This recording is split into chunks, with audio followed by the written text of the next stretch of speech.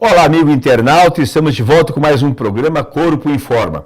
E hoje o nosso programa tem uma característica muito interessante. Primeiro é o nosso convidado. É um professor doutor, amigo de muitos anos, mais de 30 anos, especializado na área de ginástica, com doutoramento em comunicações e tem uma trajetória fantástica no mundo do fitness. O nosso tema de hoje é muito interessante, porque nós vamos abordar aspectos relacionados à formação profissional. Esse professor que cuida de você na academia, no clube, no centro esportivo, como personal trainer, seguramente em algum momento ouviu, ou leu, ou mesmo foi aluno do nosso professor Carlos Guerreiro. Professor, seja bem-vindo. Olá, Mauro, um prazer estar aqui junto com você e estando à disposição dos alunos, dos interessados em fitness e de esse público enorme que hoje frequenta academias e atividade física de forma geral. Professor, para que o internauta te conheça um pouquinho mais, fale rapidamente da sua trajetória, sua experiência. É muito importante para que ele entenda o que nós vamos discutir aqui no nosso programa. Bom, eu estou já há 38 anos no Brasil e a minha formação em graduação foi na Universidade do Chile. Posteriormente, no ano 77, viajei para São Paulo e fiz mestrado na USP, na Educação Física e doutorado na Escola de Comunicação da USP. Hoje, depois de passar por várias universidades e faculdades de Educação Física, estou de maneira mais fixa, diríamos assim, na FMU. Mas tem um detalhe interessante, você esqueceu de contar, lá no Chile, foi onde começou suas experiências relacionadas à área de ritmo. Isso. Né? Na verdade, meu início é em futebol. Olha que incrível. Futebol? Jogador de futebol. Exato. E a mudança se produziu exatamente quando eu vim para o Brasil. Você olha só. Portanto, aquela histórico de futebol ficou absolutamente esquecido e foi aqui onde a gente desenvolveu os aspectos mais interessantes em relação à parte rítmica. Mas no Chile você já trabalhava com ritmo também? Já, só que bem incipiente. A minha iniciação foi em rítmica lá, mas a maior desenvolvimento foi aqui no Brasil. Veja, o professor Guerreiro trabalha em várias universidades, sempre ligado à área de ginástica, como professor de ginástica em grupo, teve uma experiência muito grande com academia, foi proprietário de academia de ginástica, participou desse movimento todo que existe no Brasil e na América do Sul, né, no movimento da aeróbica, né, como professor, como proprietário de academia. E mais recentemente, nesses últimos anos, tem trabalhado na FMU, no curso de graduação, com duas disciplinas, né? As habilidades gímicas e axiais. Axiais e atividade rítmica. Atividade rítmica. Bem, pessoal, é sobre esse tema que nós vamos conversar hoje. Veja, muitos professores que estão aí nas academias, dando aula na chamada ginástica em grupo, né? Nas atividades de ginástica coletiva e ginástica em grupo, que utilizam a música. E a gente tem visto nesses últimos anos que a música tem tido um papel muito importante, muito interessante, como um elemento didático e de ajuda. Mas, professor, então o nosso tema é começar esclarecendo algumas dúvidas e algumas confusões. Claro. Né? Porque as pessoas dizem assim, o primeiro ponto, para a gente começar do grandão, Sim. A gente já ouviu dizer, né? Esse aluno ou essa criança não tem ritmo. Sim. Isso é um absurdo pedagógico. Na verdade, isso aí dói um pouquinho até meus ouvidos, né? Sem dúvida. Porque sabemos que o ritmo é uma capacidade neuromotora que é absolutamente inerente ao ser humano e como capacidade ela não tem como alguém não tê-la. Todo mundo tem, ou mais ou menos, essa é a questão. Exato, ou mais ou menos, desenvolvido em alguma medida mais funcional ou um pouco menos, mas todo mundo tem ritmo. Quando as pessoas dizem assim, o brasileiro tem mais ritmo. Na verdade, ele tem uma forma muito mais gostosa e prazerosa de curtir estilos de música, ou de se expressar. Estilos de Porque nós comentávamos ali no nosso backstage, né, que existe um conceito, um significado. Ritmo significa... vem do grego, significa, do grego ritmos, né, e significa fluência de movimentos. Entendendo-se como fluência de movimentos, qualquer elemento. Qualquer elemento vivo. Vivo, né? que tenha... A maré tem ritmo. Né? Que tenha movimento, tem o ritmo implícito. Né? Portanto, é muito mais abrangente o termo ritmo. Ele abrange praticamente a existência humana. Né? Lembra que algum tempo atrás, as pessoas falam em biorritmo, né, que é nome de academia hoje, né? Exato. Fazia o biorritmo, era o gráfico, né, como que a pessoa se comportava durante né, o dia, ritmo, né, durante o dia, durante a noite. Então esse é um aspecto interessante, né? Na verdade são todas derivações de um macro conceito, que é o conceito de ritmo como elemento básico existencial. Professor, se todos nós temos essa capacidade, então é possível desenvolver o ritmo. Como resistência, como força, ele é desenvolvido, ele é treinado, ele é educado? Como base de qualquer sujeito, como inerente à própria pessoa humana, ele como eu já disse, ele faz parte do nosso cotidiano. Mas atividades que precisam de musicalidade, de expressividade, de cadência rítmica, de ritmicidade, é logicamente que você pode desenvolvê-los. Se você escuta uma música, por exemplo, você poderá desenvolver uma certa habilidade para executar essa música em função do andamento dela, da velocidade de execução. É muito interessante que a gente vê as crianças já bem pequenas, né? Ao escutar a música, de repente ele começa a se movimentar seguindo a música. E a pessoa está seguindo o ritmo. Na verdade não segue o ritmo, ele segue uma cadência. Uma cadência. Uma velocidade, um andamento, como seria um termo mais exato dentro do ambiente musical. Bom, como nós estamos pensando no aspecto pedagógico, é interessante você, internauta que é professor, né, o personal, o professor de grupo, ou mesmo interessado em atividade física, nós entendermos alguns conceitos básicos, Sim. né?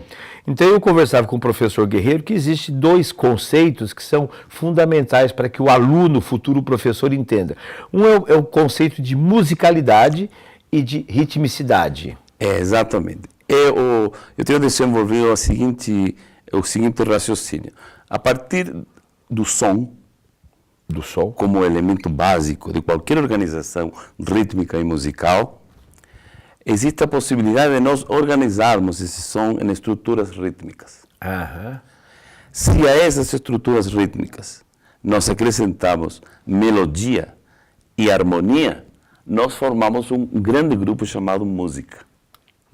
Administrar todos esses elementos em termos corporais, eu digo que é a musicalidade.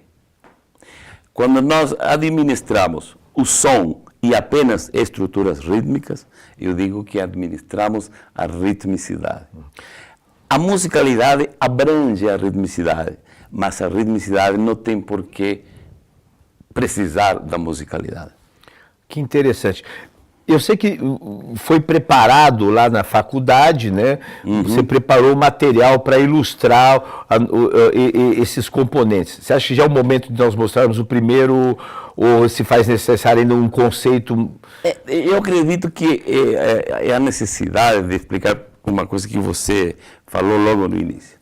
A importância da música na educação física, nas atividades físicas, principalmente nas academias. Hoje, praticamente 90% das modalidades utilizam-se da música. Uma aula de step, uma aula de jump, hidroginástica, zumba, que é um grande sucesso mundial. Exato. Eles usam a música. E quando você trata bem a música, é evidente que você enriquece a sua aula. Você não tratando bem a música, quando executando os exercícios inerentes àquela modalidade, é provável que a sua aula empobreça. Né?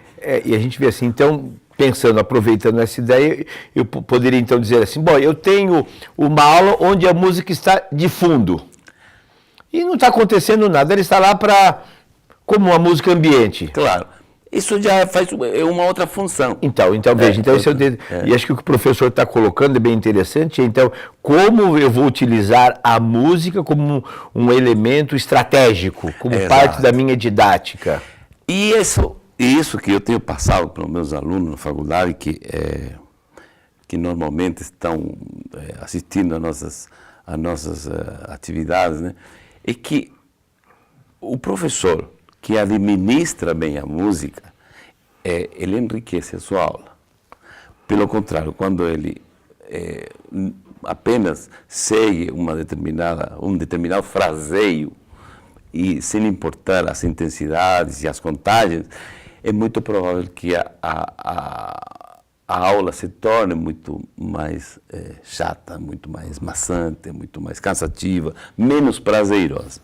Então, veja, esse é um detalhe interessante. A música, ela oferece uma série de elementos, vamos dizer assim, né, que permite que o professor, então, consiga dar uma riqueza maior ao desenvolvimento da aula, aproveitando o que a música oferece, ou aquele estilo de música. Exato, porque a música, ela por si própria, ela é estimulante. Agora, tratando bem, você cresce. Então, professor, quando as pessoas assim, eu vou fazer uma aula com ritmo samba, com ritmo forró, está inadequado, então, na minha opinião, essa não terminologia. É ritmo, exato. São estilos, né? Estilos. Estilo de samba, estilo de forró, estilo... é um estilo de música, estilo característico. De música, que tem uma estrutura rítmico-musical incorporada. Que a diferencia de outros estilos, né? Então, essa divisão entre ritmicidade e musicalidade muitas vezes não está clara nos profissionais que lidam com essas atividades. Então, todo o processo de formação, de educação, de preparação de um futuro profissional, de educação física ou de dança, que queira utilizar como recurso didático a música, é importante, então, ele passar por um processo pedagógico, um processo educativo, para que ele compreenda toda essa estrutura. Com certeza. O que nós fazemos na faculdade é exatamente uma função bastante elucidativa sobre conceitos, sobre aspectos práticos do que é ritmicidade, musicalidade, do que são as atividades próprias de cada uma dessas atividades e, principalmente, o uso adequado da terminologia que se relaciona com a música de maneira geral. Então, esse é o... Bom, então estamos preparados então para começar a entender a parte prática. Isso. Então, a nossa equipe de produção está preparada. E aí você pode chamar o... Então, eu queria mostrar primeiro, na lousa nós temos assim uma frase, que é uma frase rítmica, não é uma frase musical, porque incorpora umas divisões de compassos e de figuras rítmicas, que permitem ao aluno estabelecer uma relação entre a percussão e a leitura de um fraseio rítmico. Uhum. Então nós vemos aí na lousa uma frase de 4/4, 3 compassos de 4/4, que incorpora algumas figuras rítmicas, inclusive uma pausa, e que o aluno tem a obrigação, diríamos, né, de entendê-la e poder interpretá-la. A partir desse instante, o aluno poderá começar a raciocinar bastante mais cognitivamente sobre o que está vendo e sobre o que está percutindo. Ele vai então observar as figuras rítmicas e transformá-la isso em movimento, em expressão. Primeiro em percussão e depois utilizando uma percussão corporal dentro aproveitando o seu próprio corpo. Então, vamos ver o vídeo número 2? Sim. Aí temos alguns alunos percutindo a frase que está lá na lousa, né? Com bastões, que é um bom instrumento para apreciar a percussão. E dentro dessa percussão que ele está realizando, há vários conceitos implícitos. O conceito de frase, o conceito de acentuação rítmica, o conceito de pulso. Vocês veem que eles estão batendo com os pés no chão, estão levando uma determinada cadência, uma determinada velocidade. Essa velocidade chama-se andamento, né? Andamento rítmico.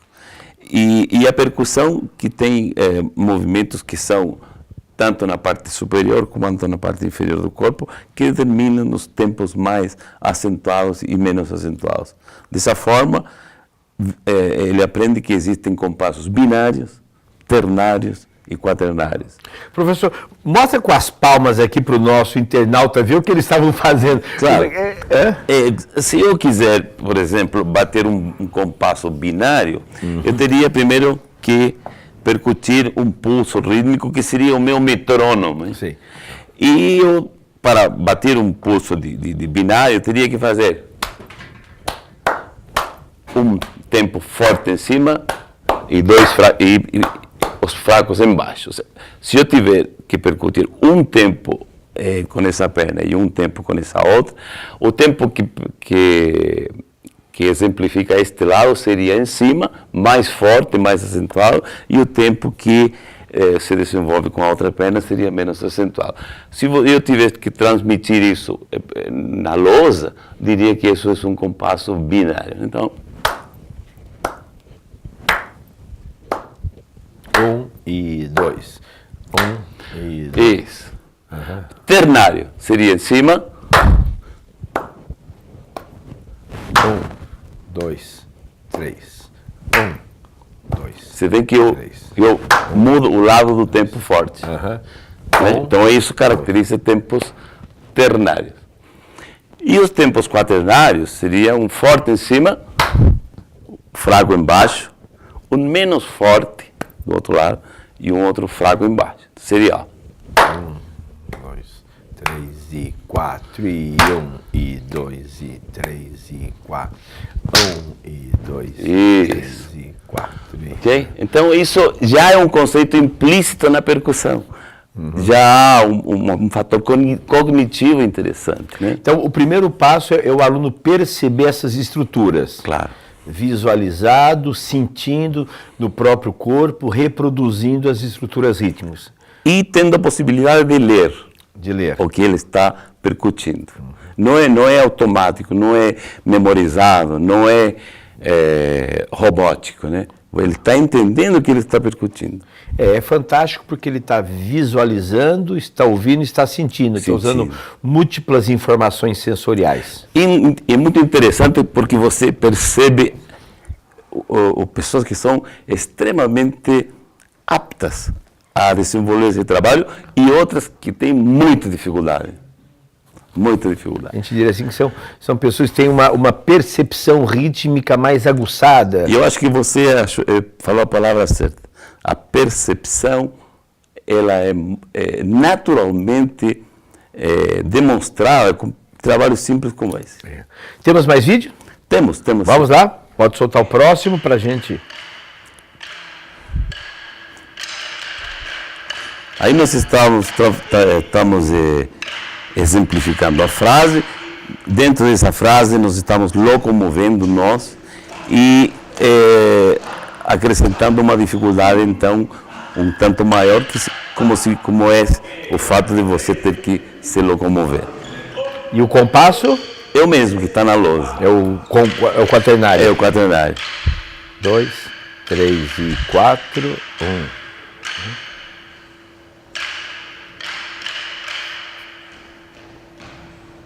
E aí ele reproduziu com o movimento a mesma estrutura. Exato. Com o corpo você vê que todo. utiliza as coxas e a locomoção. E essa subida é a pausa? É a pausa. A pausa. Entre um compasso, A pausa está localizada nessa frase, no terceiro compasso. Então ela é demonstrada, mas não percutida. Tá? E ela completaria Completa com 4 tempos. Exato, exato. Bom, você que está assistindo está compreendendo, isso aqui é uma aula fenomenal, hein? Depois você pode treinar em casa, pá, pá, pá, pá, e assim sucessivamente. Tem muitos alunos que acham muito difícil, mas uma vez que eles começam a perceber a fluência do que significa administrar este tipo de percussão, eles vão se estimulando, querendo fazer mais. O que a gente percebe, eu gosto muito da palavra percepção, é que tudo isso não é ouvido, é sentido. Sentido. É a palavra. Você tem que sentir. Porque é percepção, né? Você lembra, teve um filme muito interessante, a gente vê Dança Comigo, que o artista, né, o protagonista, ele precisava dançar o passo doble, e ele vai numa comunidade, tinha uma senhora bem redonda assim, e ela dizia assim, não, ela batia no peito dele dizendo assim, você não está ouvindo, você precisa sentir. Então, ela fazia o pulso batendo nele. Isso. Tum, tum. Me lembra, esclarece muito bem essa... Sim. Para esse bloco temos mais um vídeo ainda? Acho que tem mais um. Tem mais um do... Aí, o que nós fizemos? Mantendo a mesma frase, a gente dividiu os grupos, né? Porque é uma opção que você tem de utilizar a noção do espacial também. Então, avançando em formas opostas, você consegue dificultar um pouco o trabalho e, ao mesmo tempo, firmar mais a percussão. E uma coisa muito interessante que a gente está observando, né? Veja aqui, o aprendizado, né, do ritmo, né, do sentido rítmico, ele tem que ser sentido, vivenciado. Né? Exato. Que é uma prática corporal muito interessante. Este vídeo que a gente preparou, na verdade, foi muito espontâneo, né? Não preparamos nada, na verdade. Juntamos as pessoas e demos os bastões e preparamos na hora. O mais interessante é que essas pessoas conseguiram expressar com muita facilidade, com muita fluência. Professor, assim, na sua experiência, né, com muitos anos com os alunos, meninos e meninas, os rapazes e moças, você sente a diferença? A gente poderia dizer que as diferenças muitas vezes são mais no aspecto de vergonha, de inibição, do que propriamente de uma capacidade perceptiva diferenciada entre homens e mulheres? Olha, uma coisa que me resulta bem clara é a seguinte: mais mulheres são, ou melhor, um número maior de mulheres é mais perceptivo e se estimula mais facilmente. Porém, os homens, quando aparece uma pessoa com uma percepção adequada, ele é muito mais rápido que a mulher. Olha só que interessante. É muito interessante. Poucos homens, mas quando aparece ele é muito rápido na percepção, na execução, na fluência. E as mulheres, em número, elas sempre são mais dispostas, parece, né? Talvez isso a gente encontra, né, na área de ginástica em grupo, utilizando a música, né, existe uma predominância maior, né, das mulheres em se envolver com essa prática que usa a música, o movimento. E você tem razão, influi muito essa questão o aspecto emocional, a parte mais ligada à vergonha, né? Essas coisas que são mais próprios dos homens que das mulheres. Provavelmente isso influi. Nesse primeiro momento, então, nessa fase de preparação, então, né, estamos pensando agora na capacitação, na formação de um futuro professor. Sim. Primeiro, aquele que se interesse e tem sensibilidade, né, porque tem aqueles que são mais sensíveis à música, que se identificam mais, como em qualquer outra manifestação artística. Sim. Né? Então, você diria assim que a base, o primeiro passo é ele compreender esses conceitos e vivenciar essas estruturas. Exatamente.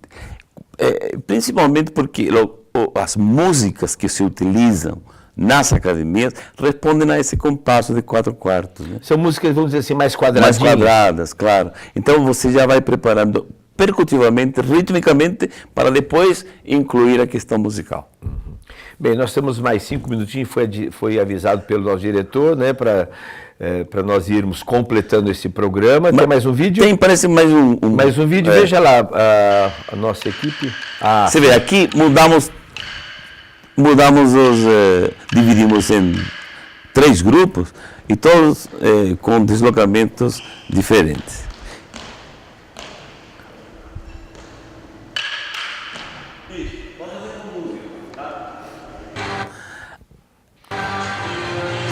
Pode deixar com música, é exclusivo? Isso. Aí nós colocamos a música, essa percussão.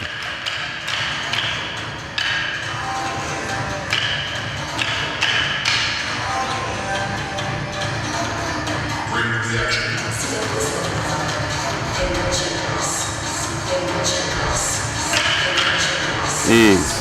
Então nós conseguimos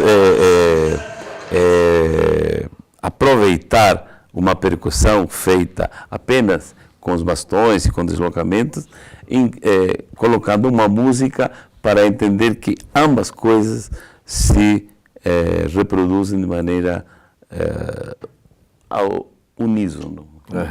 Então, agregando valores. Então, isso eu me lembro que na educação do sentido rítmico, né, me lembro que assim, a memória rítmica, o segmento rítmico, né, na verdade eles estão fazendo um acompanhamento, utilizando a percussão, exato, e se ajustando ao...